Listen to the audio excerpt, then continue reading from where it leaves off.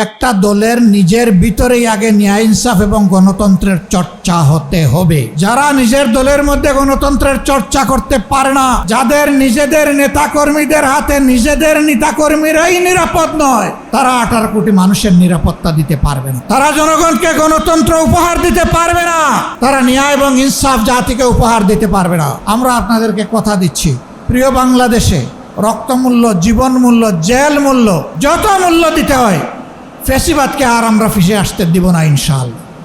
এবং এই লড়াই কোনো দলের জন্য নয়, গোষ্ঠীর জন্য নয়, ব্যক্তির জন্য নয়।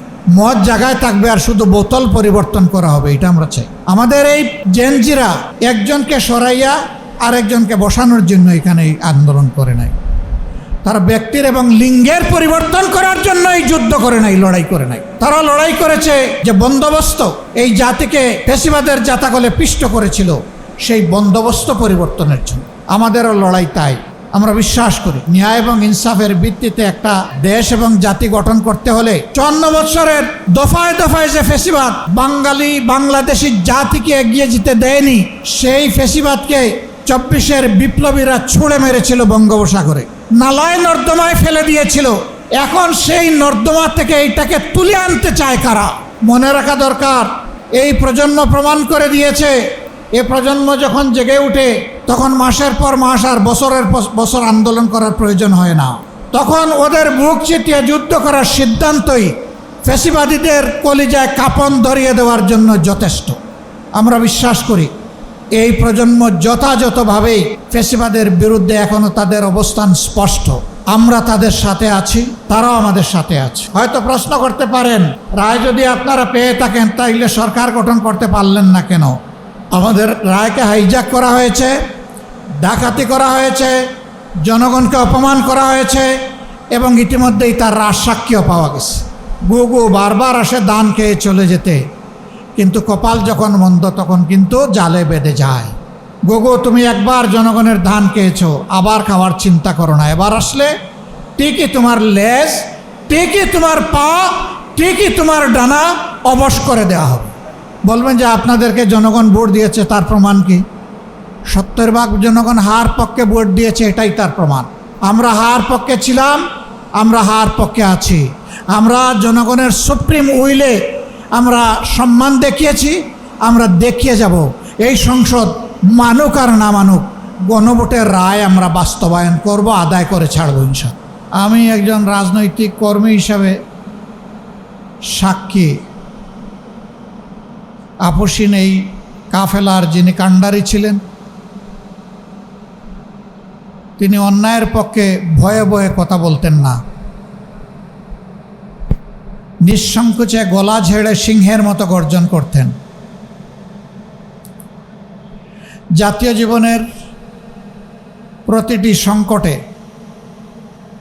সবার আগে যার দরাজ কণ্ঠ শোনা যেত, তিনি আমাদের প্রিয় নেতা জনাব শফিউল আলম প্রধান। আমি আমাদের দলের পক্ষ থেকে আর একটু বেশি কৃতজ্ঞতা উপলব্ধি করি। আমাদেরই একটা অনুষ্ঠানে তিনি আমাদের আহ্বানে দাওয়াতে সামিল হয়েছিলেন। যেই অনুষ্ঠানের একটা বক্তব্যকে বিকৃত করে কতিপয় দুষ্ট লোক জামাতে ইসলামের মতো একটা সংগঠনের শীর্ষ নেতৃবৃন্দের বিরুদ্ধে ধর্ম অবমাননার মামলা করেছে এবং সেই মামলায় প্রিয় নেতা শফিউল আলম প্রধানও একজন আসামি।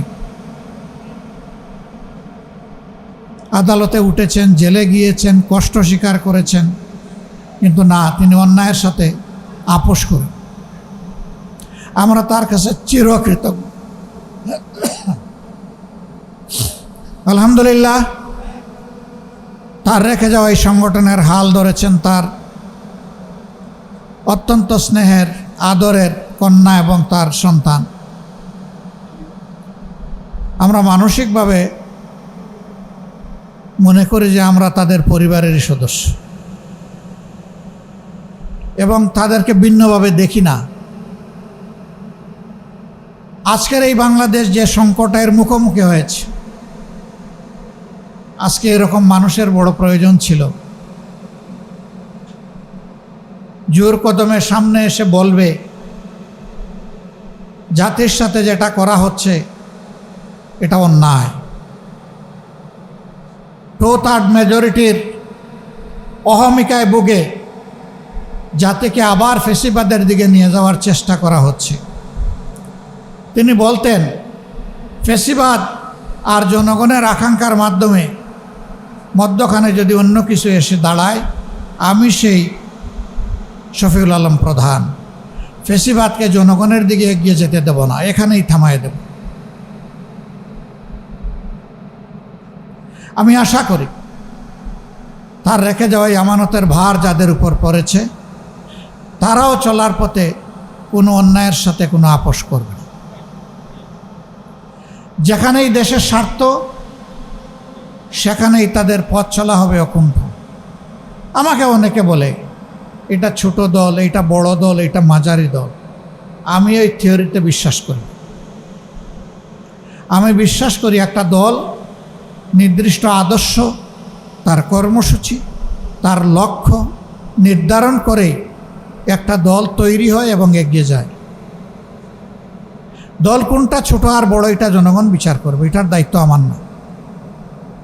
আমি পার্সোনালি সুস্থ ধারায় গড়ে ওঠা দেশপ্রেমিক সকল দলকে সম্মান জানানো আমার দায়িত্ব মনে করি এবং চেষ্টা করি আমার ব্যক্তি জীবনে, সাংগঠনিক জীবনে এটাকে মেনটেন করার।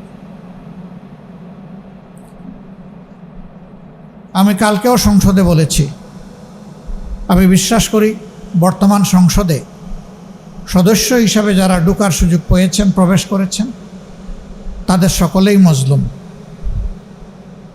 এর মধ্যে কেউ জেল কেটেছেন, এর মধ্যে কেউ কুখ্যাত আয়না করেছিলেন, এর মধ্যে কেউ ফাঁসির মঞ্চ থেকে ফিরে এসেছেন, আবার এর মধ্যে কেউ নির্বাসন থেকেও দেশে ফিরে এসেছেন।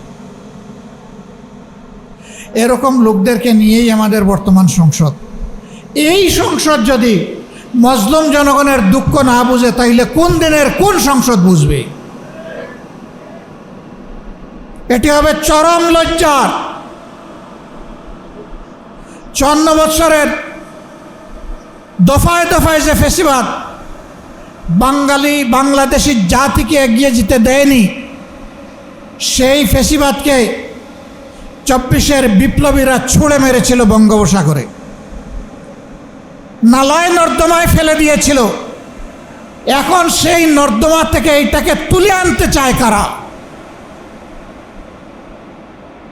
মনে রাখা দরকার, এই প্রজন্ম প্রমাণ করে দিয়েছে, এ প্রজন্ম যখন জেগে উঠে তখন মাসের পর মাস আর বছরের পর বছর আন্দোলন করার প্রয়োজন হয় না।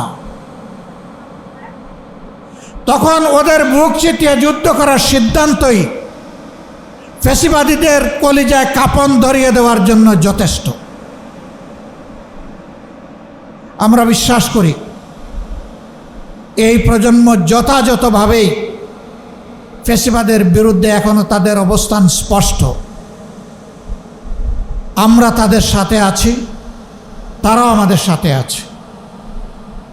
আমরা আপনাদেরকে কথা দিচ্ছি, প্রিয় বাংলাদেশে রক্তমূল্য, জীবন মূল্য, জেল মূল্য, যত মূল্য দিতে হয়, ফ্যাসিবাদকে আর আমরা ফিরে আসতে দিব না ইনশাআল্লাহ। এবং এই লড়াই কোনো দলের জন্য নয়, গোষ্ঠীর জন্য নয়, ব্যক্তির জন্য নয়। মদ জায়গায় থাকবে আর শুধু বোতল পরিবর্তন করা হবে, এটা আমরা চাই। আমাদের এই জেনজিরা একজনকে সরাইয়া আরেকজনকে বসানোর জন্য এখানে আন্দোলন করে নাই। তারা ব্যক্তির এবং লিঙ্গের পরিবর্তন করার জন্যই যুদ্ধ করে নাই, লড়াই করে নাই। তারা লড়াই করেছে যে বন্দোবস্ত এই জাতিকে ফ্যাসিবাদের জাতাকলে পিষ্ট করেছিল, সেই বন্দোবস্ত পরিবর্তনের জন্য। আমাদেরও লড়াই তাই। আমরা বিশ্বাস করি ন্যায় এবং ইনসাফের ভিত্তিতে একটা দেশ এবং জাতি গঠন করতে হলে একটা দলের নিজের ভিতরেই আগে ন্যায় ইনসাফ এবং গণতন্ত্রের চর্চা হতে হবে।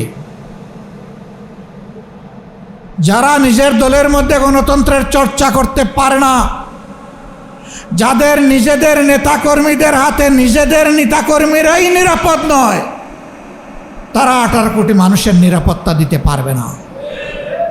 তারা জনগণকে গণতন্ত্র উপহার দিতে পারবে না।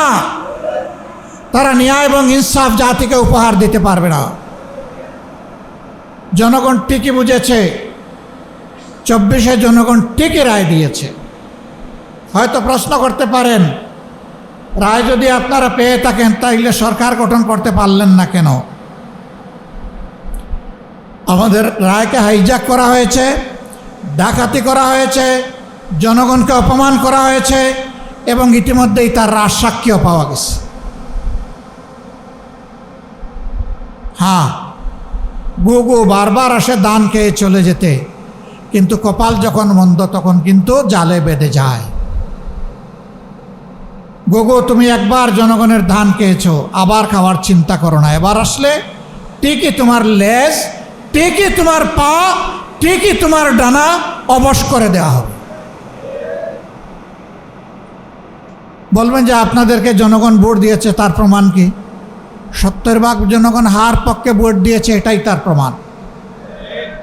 আমরা হার পক্ষে ছিলাম, আমরা হার পক্ষে আছি। আমরা জনগণের সুপ্রিম উইলে আমরা সম্মান দেখিয়েছি, আমরা দেখিয়ে যাব। এই সংসদ মানুক আর না মানুক, গণভোটের রায় আমরা বাস্তবায়ন করব, আদায় করে ছাড়ব ইনশাআল্লাহ।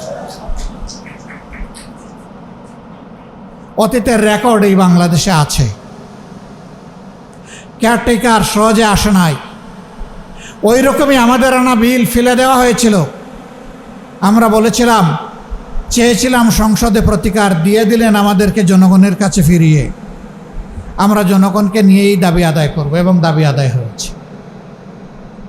এবারও আমরা চেয়েছিলাম সংসদের ভিতরে ইতিবাচক গঠনমূলক বিতর্কের মধ্য দিয়ে তার অবসান হোক, জনগণের আকাঙ্ক্ষার প্রতিফলন হোক। না, এই সংসদ আমাদের আকাঙ্ক্ষাকে উপলব্ধি করতে, সম্মান করতে ব্যর্থ হয়েছে। আমরা তাই বলেছি, জনগণের রায় বাস্তবায়নের জন্য এখন আমরা সংসদ থেকে জনগণের কাছেই ফিরে যাচ্ছি।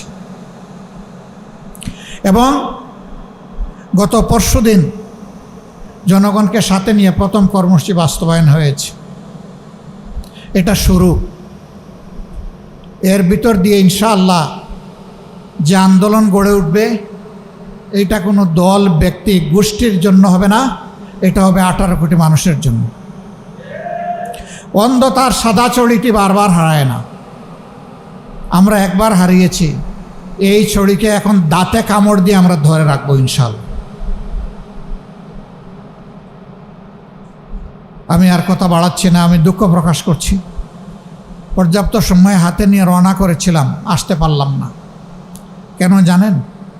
বাংলাদেশ তেলের উপরে বাসছে, এই জন্য আমি আসতে পারিনি। সংসদে যখন সরকারি দলের মন্ত্রীরা কথা বলেন, এমপিরা কথা বলেন, তখন মনে হয় বাংলাদেশে এখন দুধের নহর নয়, তরল সোনার নহর এখন বয়ে যাচ্ছে। আমরা যখন জ্বালানি সংকট আর জনগণের ভোগান্তি নিয়ে কথা তুলি, আমাদের নোটিশটা আলোচনায় আসতেই দেওয়া হয় না। ভয়, সত্য জনগণের কাছে প্রকাশ পেয়ে যাবে। তো পেঁচা চোখ বন্ধ করে রাখবে বলে আগামীকালকের সূর্য কি উঠবে না? অবশ্যই। আজকের সূর্য যেমন উঠেছে, কিয়ামত যদি না হয় আগামীকালও ইনশাল্লাহ সূর্য পূর্ব দিকে উঠবে। পেঁচার চোখ বন্ধ থাকার উপর সূর্যের উঠা না উঠা নির্ভর করবে না ইনশাআল্লাহ। পাম্পে, এক একটা পাম্পে লাইনের হাজার হাজার গাড়ি এবং মোটরসাইকেল দাঁড়ায় আছে লাইনের পর লাইন, এখন আর চাকাই ঘুরে না। সেদিন দেখলাম যে একটা গাড়ি তেল নাই, এখন গাড়ি চালা আবার তেলও দিবে না, এই জন্য গাড়ির সামনে গরুর গাড়ি দিয়ে গাড়ি টানতেছে। আমাদের মন্ত্রীরা বলে আগের চাইতে আমাদের তেলের রিজার্ভ এখন অনেক বেশি, চাহিদা বেড়ে গেছে। তো তোমাদের তাইলে ব্যবস্থাপনার দুর্বলতা, এটা তোমরা শুধরাই উঠো না কেন? জনগণকে কেন ভোগান্তি করছো? আজকে সেই গাড়ির চাপে পড়ে আমার গাড়িরও তেল প্রায় শেষ হয়ে যাওয়ার উপক্রম। 1 ঘন্টার মতো এই রাস্তায় কাটাই দিলাম। একদিকে তেল পাই না, আরেকদিকে তেল যা আছে ওই তেল না পাওয়া ভাইদের কষ্টের কারণে এই তেলও শেষ। শুধু কি গাড়ির তেল? কৃষি নির্ভর একটা দেশে এই মৌসুমে খামারিরা হা করে চেয়ে আছে, তাদের ফসলে সেচ করবে, পানি দিবে, নাই। আবার এখন ওই কুলাইয়েতেও আবার তেল দেয় না, ডিজেল দেয় না, বলে যে না আপনি কার্ড নিয়ে আস। সে কার্ড আনবে কীভাবে? এখন তাইলে পাম্পগুলো অটোমেটিক্যালি বন্ধ হয়ে যাবে। এর কৌফল হিসাবে আগামী মৌসুমে আমাদের খাদ্য উৎপাদন মারাত্মক ব্যাহত হবে এবং খাদ্য ঘাটতিতে বাংলাদেশ পড়বে। অবশ্যই এই দেশে আমরা দুর্ভিক্ষ দেখেছি 74 সালে, কারো ঘর পুড়ে আর কেউ সেই ঘরে তাকে আলু পোড়া খায়। এখন যারা আছে তারা বোধহয় আলু পোড়া খাওয়ার অপেক্ষায় আছে। আল্লাহ তাআলা এই জাতিকে হেফাজত করুন। আমরা জনগণকে কথা দিচ্ছি, আমরা 77 জন যারা আপনাদের হয়ে সংসদের ভিতরে ঢুকেছি, আমরা 77 জন 18 কোটি মানুষকেও পাহারা দেব। আর সংসদের ভিতরে জাতির কপাল নিয়ে কেউ ডাকাতি বা সিনিমিনি করতে না পারে তারও পাহারা দেব। আপনারা দোয়া করবেন। আমরা কোনো অন্যায়ের কাছে মাথাও নত করব না এবং অন্যায়ের ব্যাপারে ছাড়ও দেব না। আমাদের পলিসি স্পষ্ট, ন্যায় কাজে সহযোগিতা সমর্থন, অন্যায়ের বিরুদ্ধে প্রতিবাদ এবং প্রতিরোধ। সেই দেয়াল আমরা তুলে রাখবো ইনশাআল্লাহ। আল্লাহ বাংলাদেশকে নব্য ফেসিবাদের হাত থেকে মুক্ত করার ব্যবস্থা করে দিন। এই লড়াইয়ে সবাইকে আপামর জনতাকে আমি শরীক হওয়ার জন্য আহ্বান জানাচ্ছি, কারণ লড়াইটা জনগণের জন্য, আমাদের জন্য না।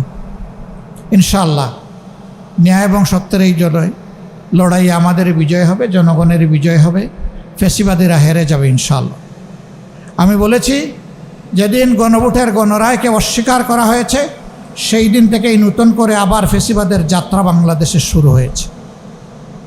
আমরা এই যাত্রার কদম কদম যাত্রা আমরা থামিয়ে দেব ইনশাআল্লাহ, আমরা আগাতে দেব না।